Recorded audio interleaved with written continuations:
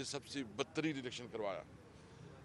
میں سمجھتا ہوں کہ ہمارے جو کراچی سے جو ہمارا مینڈیٹ چوری ہوا ہے، پوری پنجاب میں جو پنجاب کی جو حکومت ہے وہ بھی جس طرح انہوں نے مینڈیٹ چوری کیا، اور ابھی یہ جو ہے نا چنگا مانگا انہوں نے لگایا ہوا ہے، تو ہم انشاءاللہ مقابلہ کریں گے، حالات کا مقابلہ کریں گے، پوری طرح عوام میں بھی جائیں گے اور سب سے قانونی جنگ بھی لڑیں گے.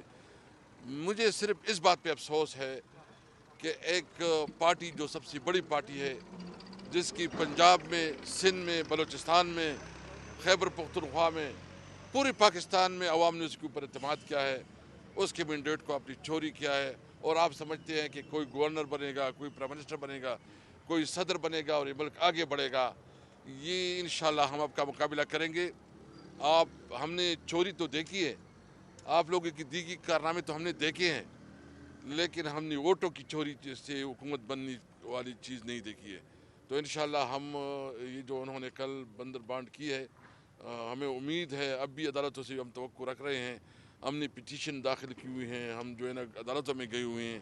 تقریباً ہمارے اعداد و شمار کے مطابق ٹوٹل سیٹس ہمارے 180 نیشنل اسمبلی میں بنتی ہے، اور تقریباً 220 جو ملا کے جو وہ بنتی ہے ہمارے پنجاب میں، اور کبھی بھی ہماری حکومت بن رہی ہے. بلوچستان میں بھی اس طرح ہمارے جو مینڈیٹ ہے اس کو چوری کیا گیا ہے. انشاءاللہ بھرپور مقابلہ کریں گے.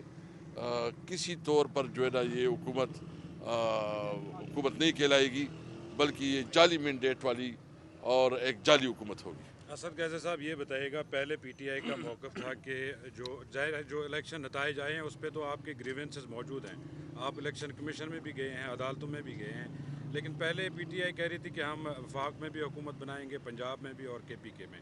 پھر آپ نے فیصلہ کیا کہ نہیں، ہم مرکز میں اپوزیشن میں بیٹھیں گے. کل شہباز شریف نے آپ کو پھر ایک مرتبہ دعوت دی کہ اگر پی ٹی آئی اپنی اکثریت ثابت کرتی ہے تو ہم ان کو ویلکم کہیں گے، آئے حکومت بنائیں.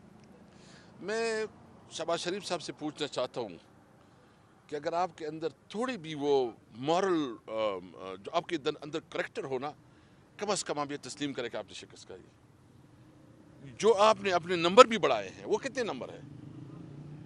ایک کوئی 70 کے قریب، 70 72 73 جو نمبر ہے، وہ نمبر بھی اس لیول کی نہیں ہے کہ وہ پرائم منسٹر اس کے اوپر بنے.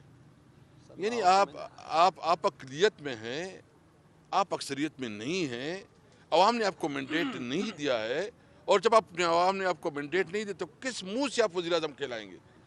آپ تھوڑا مورلٹی دکھائیں، تھوڑا یہ گریس دکھائیں کہ میں جو ہے نا اس حکومت میں نہیں بیٹھوں گا. ہم بنیں گے.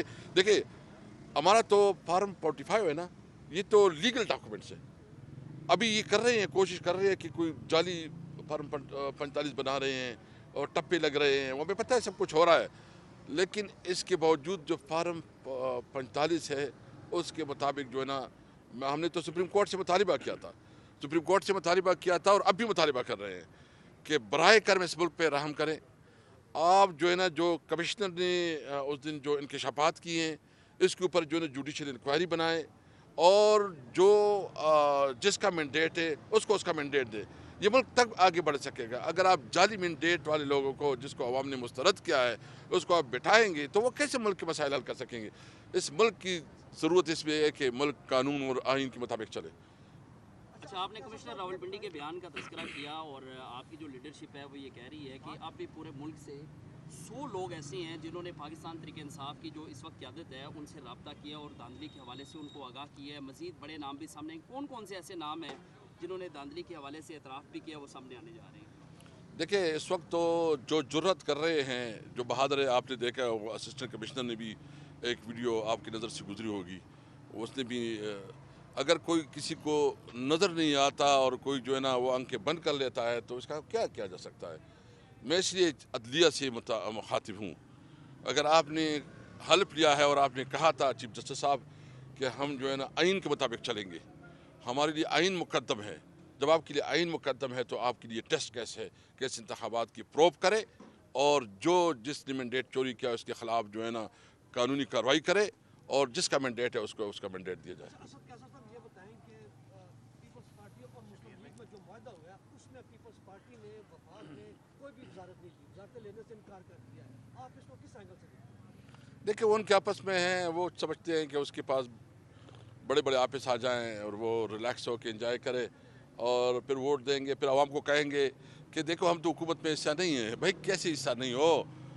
तुम उसके वोट पे जो है ना सदर बनोगे, तुम उसके वोट पर जो है ना सेनेट चेयरमैन या स्पीकर बनोगे, और वो तुम दोनों इक्वल। ये PDM 2 है, ये PDM 2 है। PDM ने 16 महीने इस मुल्क को कंगाल करके रख दिया। बदतरीन माशी पॉलिसी। ये जो फाइनेंस मिनिस्टर है इसहाक डार, ये उस वक्त भी फाइनेंस मिनिस्टर था और अब भी फाइनेंस मिनिस्टर है।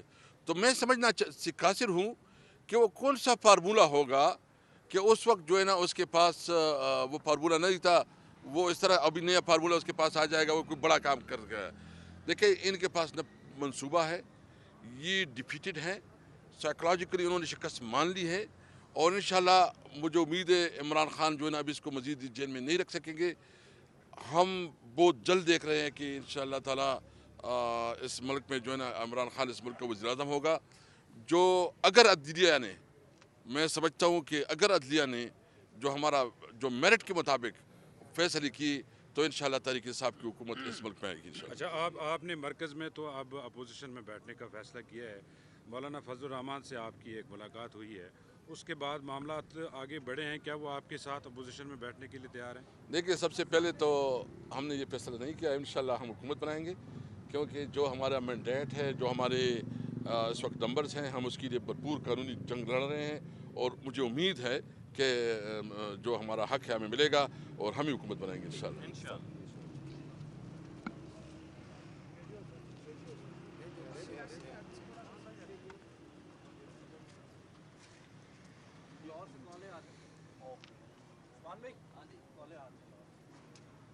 ये पकड़े रख दे, नीचे रख दे।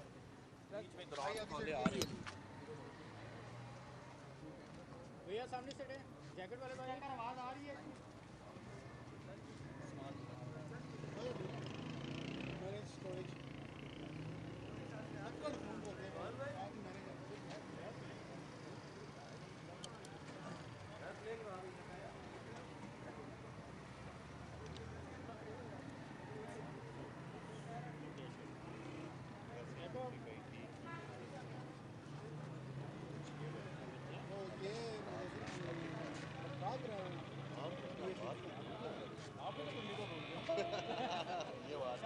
देखा था बुजुर्ग से बंदा आगे बैठा है, बोल के आवाज बोल रहे हैं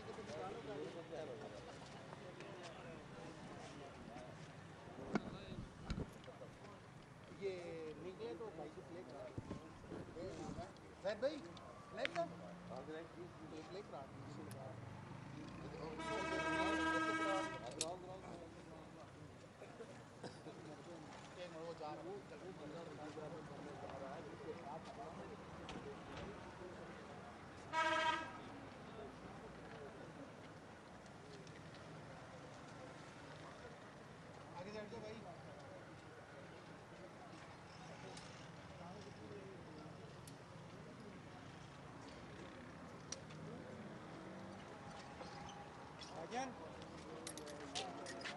थोड़े आगे निकल जाओ।